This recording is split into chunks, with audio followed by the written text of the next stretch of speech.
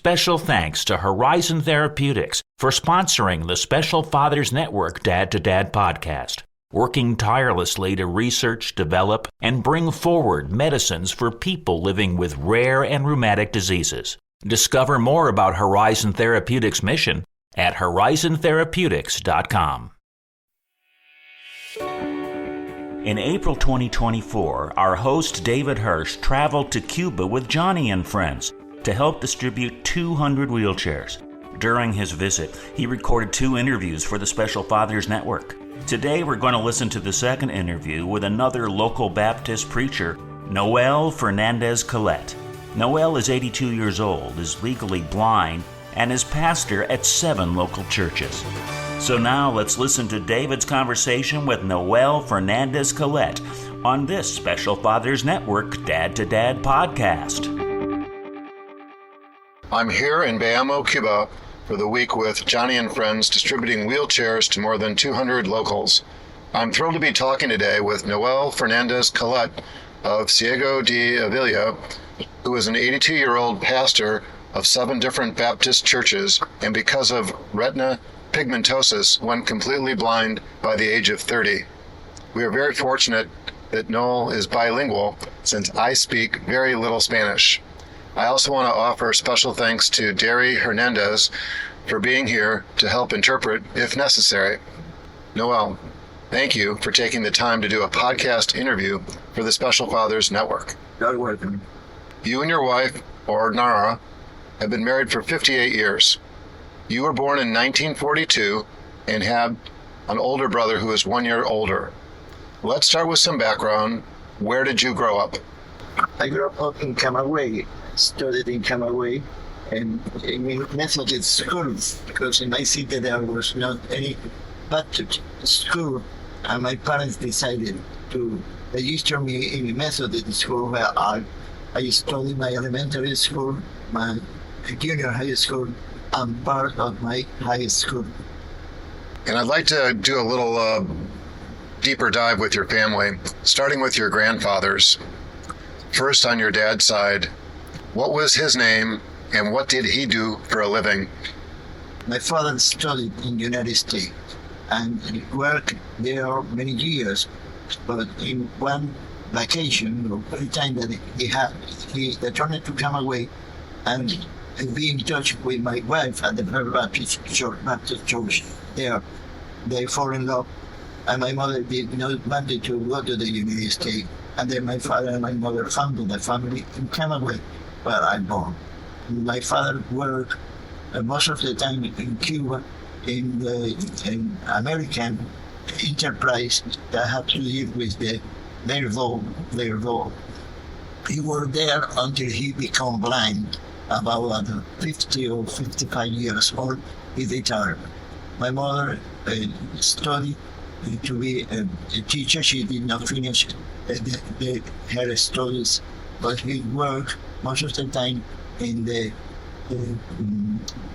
educational board of the city. She enjoyed so much being a teacher, and most of them were Christian. They attend Baptist church. They were not leaders of the church, but I was the leader of the church. Was my grandmother. She has many responsibilities there, but my parents only attend service on Sunday evening. But my grandmother guided me in what Christian believe is the right. So I think I heard what you say is that your dad worked with an American enterprise. In Camagüey, yes. Right? And he went blind as well. Yes. And what age did he go blind? 55 or 46 years old. I'm not sure. Around the 50s. Okay. His father was blind also. In my family, there are many blind persons because of the diagnosis pigmentosa. Until the present, this is the 5th generation with blind persons becoming blind in the 4th to 5th. Okay. So going back to your dad, who worked for an American enterprise and had the opportunity to travel to the U.S., how would you describe your relationship with your father? Very close, very close. My father was a very, very educated person. He did so much, including when he became blind. He did blind, very good. Actually, he enjoyed reading, and he was very well prepared. He was, I could say that he was bilingual, because the English that he spoke was very fluency, and it is said that it was a good English. So your dad spoke English, Oh, very well. and is that where you learned your English initially? No, I refused to learn English. I didn't want to learn English. My father insists that I must learn English. I did not want to learn English. My brother studied English. My brother was bilingual. He spoke English, French, and Italian. But I didn't want to learn English. I learned English because I need English when I was about 17 years old, more or less. So I remember you telling me in a prior conversation during the week that your first trip to the United States was when you were 8 years old. Yes, it's true. So before we move on and talk about Cuba, I'm wondering if there was any other men, in addition to your father, and you didn't know your grandfathers because they passed before you were born, but if there was any other men that played an influential role in your growing up. Yes, my pastor, What was his name? Rafael Gregorich. Rafael Gregorich. Yes, he was a saint. A real saint, or you called him a saint? I call him. Okay. He has 7 children. And the salary of my father was 300 American pesos every month. And my pastor was 75 Cuban pesos every month. My father has only 2 children. My pastor has 7 children. But my pastor never talked to the congregation or to the person that he visited about the necessity that they have. They solved the economical situation, doing many things, he and his wife. But he was very active. When I grew up, I used to go with him to visit the most poor people living around the city and also in the countryside. And he talked with them, he ate with them, he slept in their houses in the countryside. And I learned to be a pastor, accompanying him when I was a teenager or being a young person. He made, I don't know how to say, él me marcó para siempre. He make a mark to me. A strong impression, an important and strong impression. Thank you. Gotcha. So it sounds like he was an amazing role model, right? He gave a good example of what to do. And was he the one that influenced you to become a pastor, or did you have that in your heart before that? I never accepted to be a pastor. You never accepted to be a pastor. In many opportunities, persons from churches asked me to go to the seminar to study or to be a pastor, but I refused to be a pastor. And I became a pastor just when it was really a necessity to become a pastor. And then I did not have previous study on the seminar. I began to be a pastor without to be in the seminar, and I studied later. But the decision was exactly when there was a big necessity of pastors in Cuba. So you did not go to the seminary, that's what you said. Nothing radicals. Did you go to the university? No. And where did your career take you? Where did you start working after your high school education? I began working in the Baptist Convention as the promoter or the person in charge of the teenagers in the convention, preparing their summer camps, their weekly activities. I print a suggestion for the print activity of the intermediate group or teenager group. and it was my first activity outside on an local church. And some person said, "This is the pastoral work. You are becoming the pastor of the teenagers in the Baptist Convention." And I accepted that. That's the truth.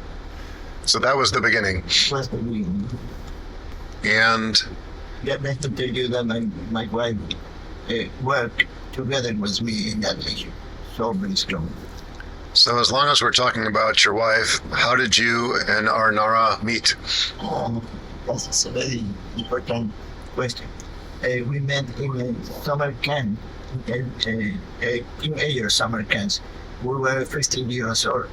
And when she arrived to the camp, I said to another guy that was with me, "Oh, the little man is going to be my friend in this activity."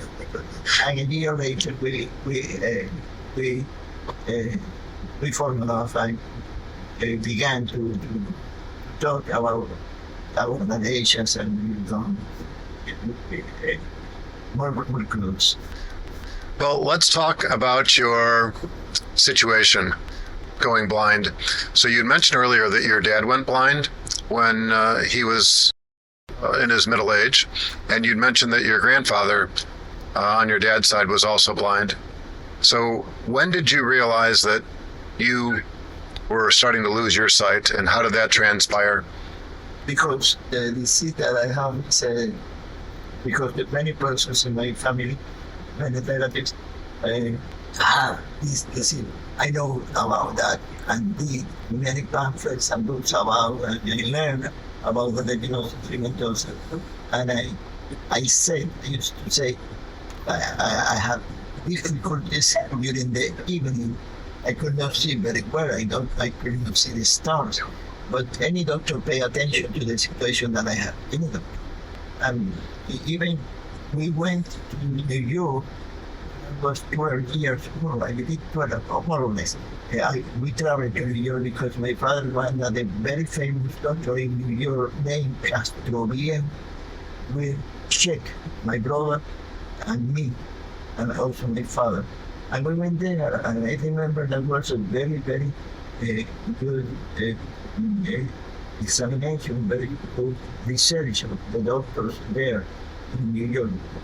At the end of the visit, the doctor said to my father, "Okay, your son don't have any difficulties in their sight, but your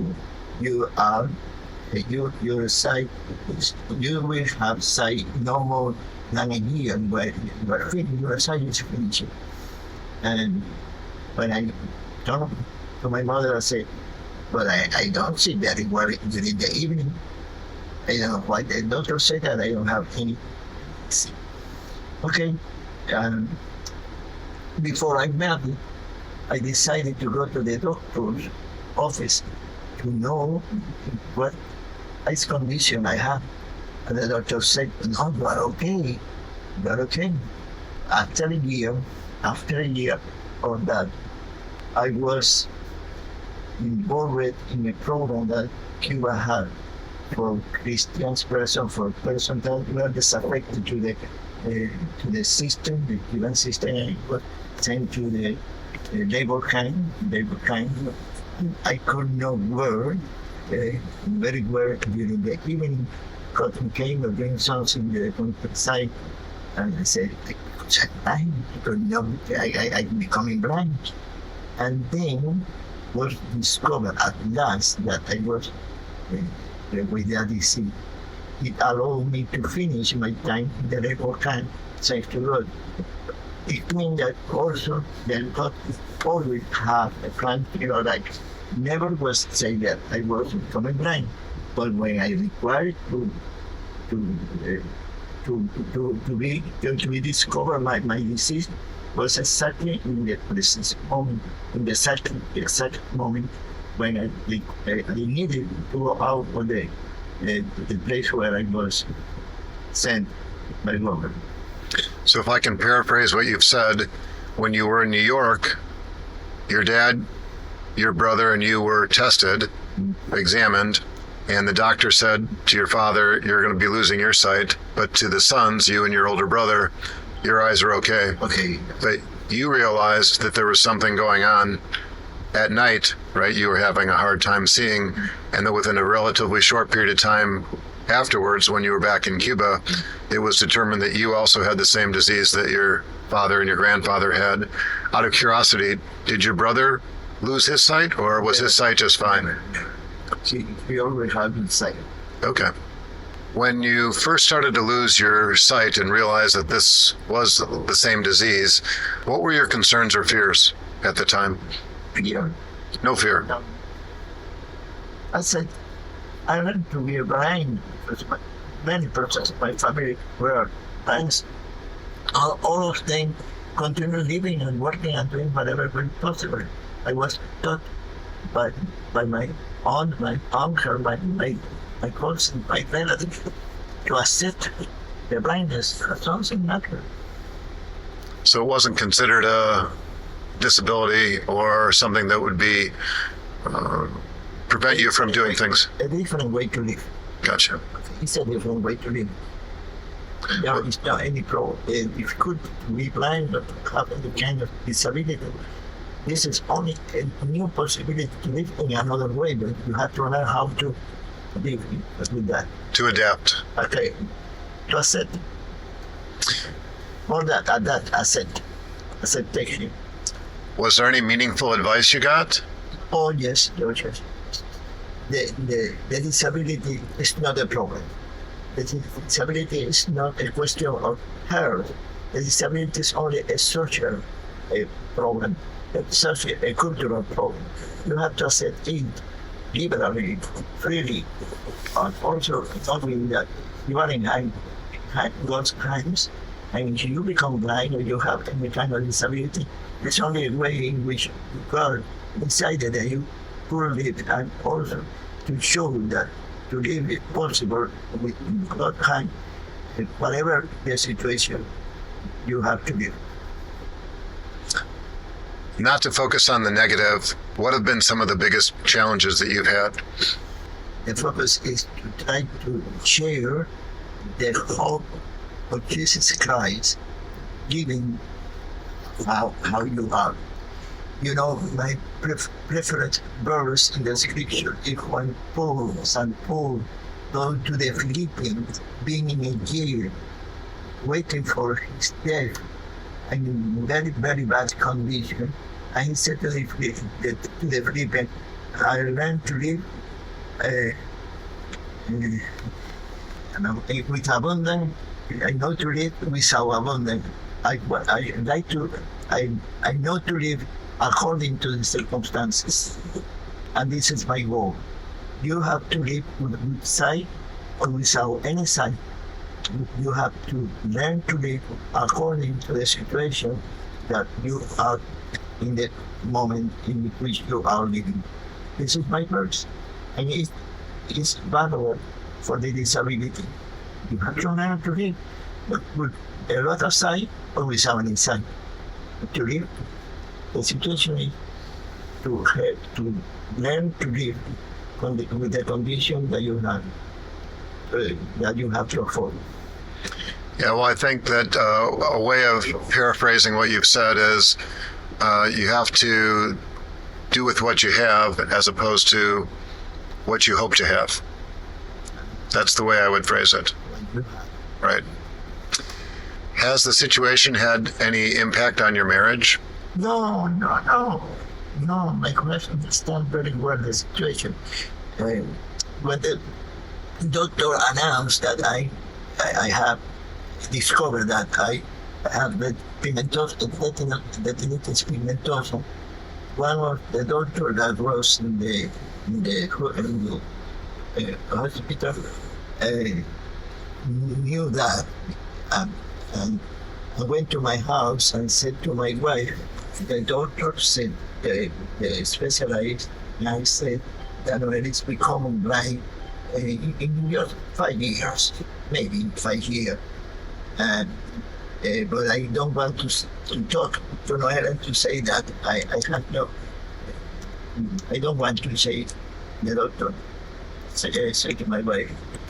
And when I got home, my wife said, okay, sit down here, we have to talk. I have something to analyze with you. Okay, darling, what's happening? What's the matter? So the doctor said that you are going to become blind in 5 years. Yes, 5 years. And my wife said, let's begin to prepare our life in order to live according to what will happen. Economically, spiritually, in many ways, we have to be prepared for that. And then we began to prepare for that. And let me tell you that, 5 years, after 15 years, I become blind. But we were prepared to live in a condition because my wife prepared me and prepared herself for that. That's a very powerful statement that your wife accepted this from the very beginning and helped you and herself get ready for the eventuality of you losing your sight. So she's a very strong woman. Yes. We'll be back with more of the conversation on the Special Fathers Network Dad to Dad podcast in just a few moments. But first, this quick message. Please help 21st century dads gather research on families raising children with special needs by having them complete the Special Fathers Network Early Intervention Parents Survey. A link to the survey can be found in the show notes. As a token of our appreciation, each person, mom or dad, who completes the survey will receive a Great Dad coin. Thank you. Now, back to the conversation. So I'd like to talk about the organizations, some of them that you've been involved with. And I'm wondering if there's a local organization here in Cuba that works with people that are sight impaired and blind. Yes. In 1990, I presented a program to the Cuban consular churches about disability. I make a research and discovered that there were only 26 blind persons as active members of the Protestant and evangelical churches in Cuba. Only 26 persons were blind, and only 3 deaf persons were active members of the churches in Cuba, and only 3 of them were pastors in local churches in Cuba.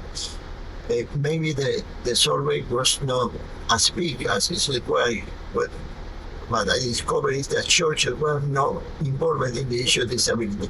The churches don't know how to work with disability. They don't know anything about disability, okay? Maybe they didn't know the scripture adequately. Okay, and then I presented to the Cuban consular churches a program to organize a department that have to deal with disability, trying that the person with disability will be involved in the program of the local churches, and the local churches will learn how to deal with the issue of disability. The program was approved, and I was designing to conduct a program that I did it for many, many years. Okay? And this was the beginning of a program that now I can say that all the churches recognized in the country had been working in any way, in some ways, not always as I would like, in the program of disability in Cuba. So it started from your own experience losing your own sight, and having a better understanding of the importance of the churches embracing people with disabilities. What kind of disability? And we were talking initially about people that are blind and deaf. Beginning with blind, right? Retardation. And what is this ACFLIM organization? What's the acronym stand for, and what type of work do they do? In Cuba, there are 3 acronyms. There are 4 organizations that have to deal with the issue of disability, and non-governmental organizations, but the state support them with some programs, educational program, cultural programs, sport programs, okay? But the organization do whatever they would like to do by themselves, because free organization, non-governmental organization. One of them has to deal with the issue of disability. Asociación Nacional del Ciego, National Association for Blind. The deaf has their own organization, Asociación Nacional del Sordo, National Association for the Deaf. The person that had any kind of limited mobility at the organization, Asociación Cubana Limitado Físico-Motor, Cuba Association for Persons with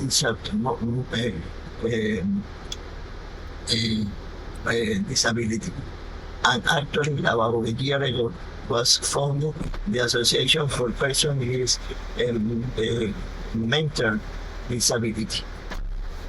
Then all of them, the pastoral world with this person with disability, that is the problem of the Cuban churches that I conducted for many years, have close link with this non-governmental organization. For example, talking about blind, we presented to all the public library system a Bible in Braille. And then the Association for Blind support the program, inviting the member of the organization to go to the activity in which we open the possibility to have a Bible in Braille. And with the deaf, also we have programs to help them or to do something together. And I think you could see what we are doing now. Joni and friends send us wheelchair group for persons with disability. Then we buy the equipment to tell us where are the persons that require the wheelchair, because they have their statistics in the whole country. And then we work together in the distribution. Churches don't give wheelchair to anybody. I can do that because we ask Clifton to do that. So if I can paraphrase what you've said, Clifton is the organization that assists people with different types of disabilities. The churches play an important role, but they're not involved with the distribution of wheelchairs. Mm-hmm. And that's one of the responsibilities of Clifton. And you did make reference to Joni and Friends. And my recollection in a prior conversation was that you actually had a chance to meet Joni Eareckson Tejada about 30 years ago when she came to Cuba. And do you remember that first meeting that you had? The story of our relation is a very old story. Many years ago, I did a pamphlet at the Cuban Consular Churches. I found a pamphlet there talking about EAF ministry in the United States and what they do in the United States, preparing, teaching persons to work in the issue of disability. I was interested in that. And then I sent a letter to Joni Eareckson Tejada to Aurora Hill in California, telling her we are in Cuba working with disability in the life of the church, and we are doing that and that and that. I am very interested in what you are doing in America about that issue. It's a good news for me to know what you are doing there. And someday, may God possible, that you and me, we will work together, talking and planning what is possible to do together. I dream in that, and I ask the Lord that someday, there or here, we will meet. Truly, with Lord, Noel, and send the letter. And you need to see the letter. And it was the beginning. Yes. So did you go there or did she come here? No, did. Continue. Then, after some years, a person for Joni and Friends named John Warren, W-A-R-N, John Warren, came to Cuba. And we met in the garden of the Methodist Church in Havana. And he told me more about Joni and Friends and said to me that Joni and Friends would like to come to Cuba to to make outreach in many places, many places. And I said, that's good, I would like. A year later, two leaders of Joni and friends, including John Ware, I don't remember the name of this other person, our name was, his family name was Massa. Okay, Doug Massa. Yes, okay. I've met him. Yes. Yeah. They came, three of them came to Santiago de Cuba, and I'm invited to a fellow pastor that knows English more better than me to be in the meeting where they will explain to me everything about how to prepare outreaches in Cuba together with Joni and friends. And they talk and say what to do, how to do, when to do it. Okay. After the meeting, I said to my fellow pastor, this is impossible to be done in Cuba. The authorities are not going to allow to do that with Americans in that way. And he said to me, oh no, don't say that. You have to go to the Cuban authority and tell your story. And they will say yes or no, but you are not able to say no. And I said, I went to the National Office for the Religious Affairs in the Central Committee of the Communist Party in Havana and talked with the person in charge of that program. And I said, I received the visit from the United States, and they inviting me to do that and that and that and that in that way, and so and so and so. And she said, why do you say that it is not possible to eat in Cuba? I said that. I was surprised. And then she said, listen, let's do. Why not? But I have some suggestion to you. Number one, if you are going to give a Bible to a person, it has to be done freely. If the person don't accept to receive the Bible, don't push it. Then to receive it, the Word of God. This is a personal decision. Oh yes, I'm correct. Number two, the Americans that are going to come, don't talk with them about Politics. Yes, they will discover what they want to discover, and they will have their own opinion. Don't tone down their opinion that they have. It's your opinion, and you have to be respectful to their point of view. Yes, of course. Then, some months later, less than a year, came the first admission, 30 years ago. And let me tell you that it was not easy to work with you, Americans. Yes, but we did. So that was the beginning of the relationship with Joni and friends. And you asked me about Joni. Joni came to Cuba in 2014. Yes, 2014. So a decade ago. Yes, it was fantastic. She flew directly to Santiago de Cuba. Of course, I was in the airport waiting for her. And when she arrived, she said to me, you see, at last we are together. At last we are together. I remember your letter. But when she remembered what I said years ago about our programs and that we will meet together someday here or there. And then we have a service in Santiago de Cuba. She preached there. Later she moved to Havana, me too. And then we have a very, very big service in First Baptist Church there in Havana. And many other activities. This was a tremendous activity. You know what I said very frequently?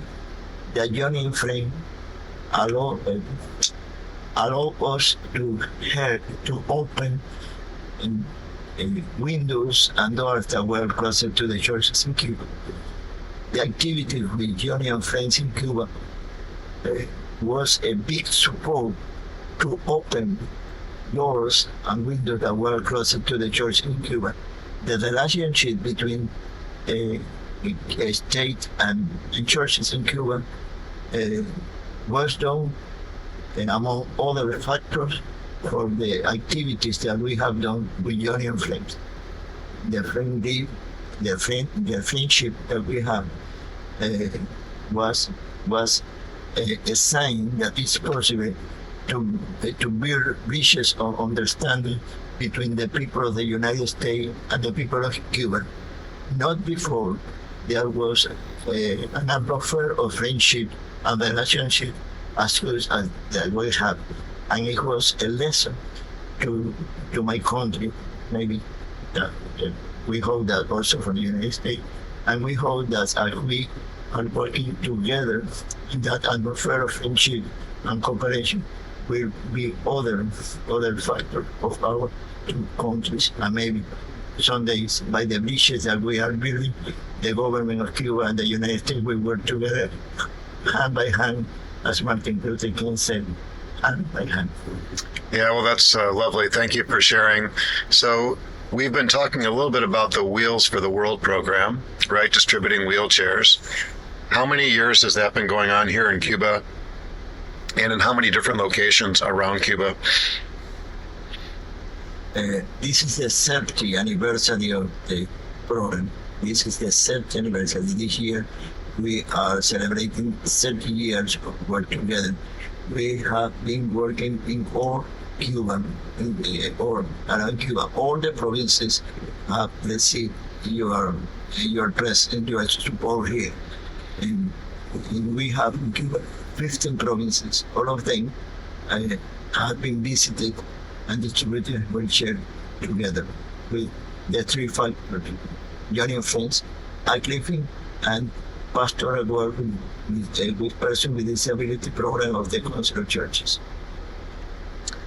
Do you also do the family retreats, the Joni and Friends family retreats here? Yes, we also have the family retreat, but it's more new than the Audacious. We done the 14 one of them last March in Camagüey. Okay. So let's switch gears and talk a little bit about your book, which came out recently. What's the title of your book? The title of the book is Living According to the Circumstances.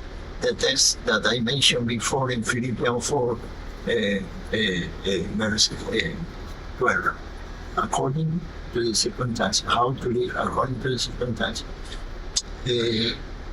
Is a text with the experience that I have. That is also the experience, the way of living of my generation. But my generation live in different situations in Cuba, more different situations. The situation that we have at the beginning of the revolution in the beginning of the 60s is not the same that we have in the 70s or in the 80s or the 90s. The situation here changed more frequently, and we had to adapt to that situation. We had to understand the situation, and we have a line that to live according to what happened. But the situation is not to went to the United States or do not pay attention to what is happening here. The situation is to be involved in the situation and being a Christian in the situation, teaching that it's Jesus with us, nothing is against us. I know that at each of the talks that we do each day, I'm not sure if it was you or Eduardo, but he said that we're translating things for you Americans, even though Jesus only understands Spanish. You know, I used to say, Eduardo copied from it, but I said that God, the bird me, said to me that the language that is going to be spoken in the heaven is Spanish. This is the reason that you Americans have to learn Spanish. I'm going to have to learn. I had to go to work. So I'm thinking about advice now, and I'm wondering what advice can you share with parents, specifically dads, who are raising children with special needs? And I wish to have a child. My wife and me dreamed that we were parents someday. But when the doctor decided that, announced it was that we have the supplementary and that he recommended not to have child, we decided not to have. All those couples that had the privilege to have a child have been blessed by God. No important what situation the child had. It is not important. What is lovely is that God gives you the opportunity to have a child, to work for him, for her, to love him, her, to do whatever is possible to make the life for them as pretty, as good as possible. The blessing of the child is something that you never could be worthy for about. Do whatever is possible.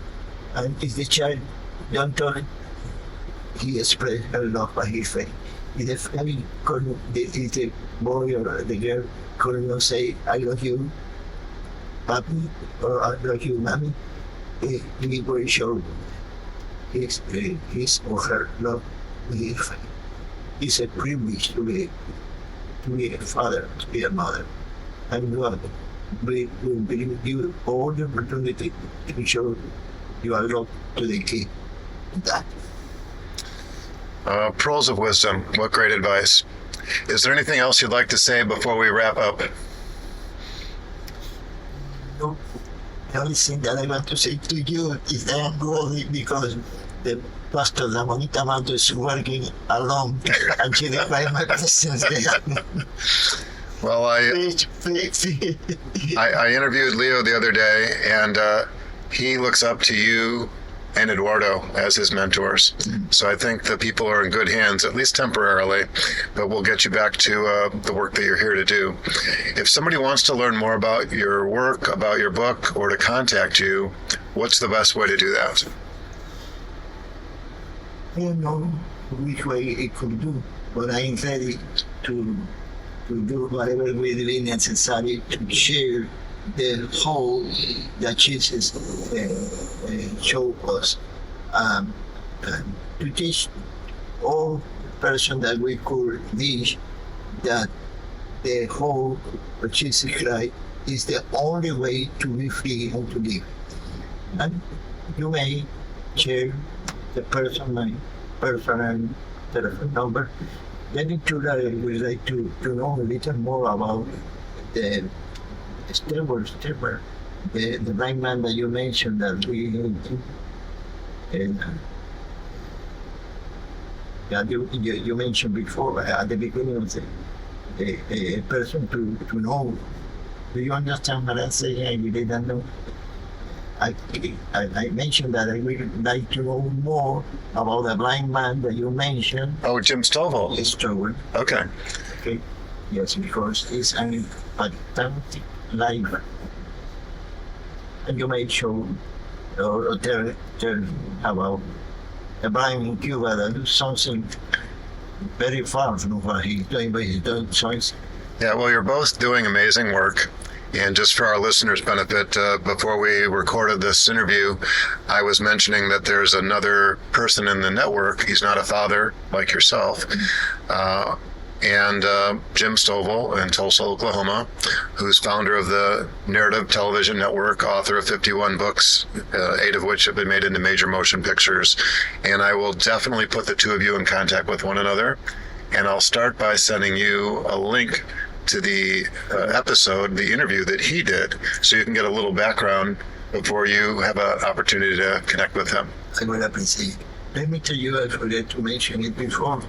A friend of mine in America outlined to translate my book into English. And the editorial that printed the book here in Cuba allowed them to do so. Okay, they are allowed to print the book in English in America. I hope that they could do that. Well, when that gets done, not if it gets done, but when it gets done, God willing, we will also include the link to that so that it'll make it as easy as possible for people to get a copy of your book in English, or Spanish for that matter. Noel, thank you for taking the time and many insights. As a reminder, Noel is just one of the individuals who's part of the Special Fathers Network, a mentoring program for fathers raising a child with special needs. If you'd like to be a mentor father or are seeking advice from a mentor father with a similar situation to your own, please go to 21stCenturyDads.org. Thank you for listening to the latest episode of the Special Fathers Network Dad to Dad podcast. I hope you enjoyed the conversation as much as I did. As you probably know, the 21st Century Dads Foundation is a 501c3 not-for-profit organization, which means we need your help to keep our content free to all concerned. Would you please consider making a tax-deductible contribution? I would really appreciate your support. Noel, thanks again. And thank you for listening to the Special Fathers Network Dad to Dad podcast. The Special Fathers Network is a dad-to-dad mentoring program for fathers raising children with special needs. Through our personalized matching process, new fathers with special needs children match up with mentor fathers in a similar situation.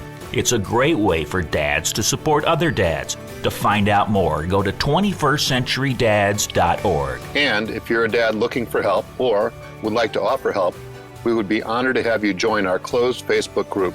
Please go to facebook.com/groups and search Dad to Dad. Lastly, we're always looking to share interesting stories. If you'd like to share your story or know of a compelling story, please send an email to david@21stCenturyDads.org. The Special Fathers Network Dad to Dad podcast was produced by me, Tom Couch. Thanks again to Horizon Therapeutics, who believe that science and compassion must work together to transform lives. That's why they work tirelessly to research, develop, and bring forward medicines for people living with rare and rheumatic diseases. Discover more about Horizon Therapeutics at horizontherapeutics.com.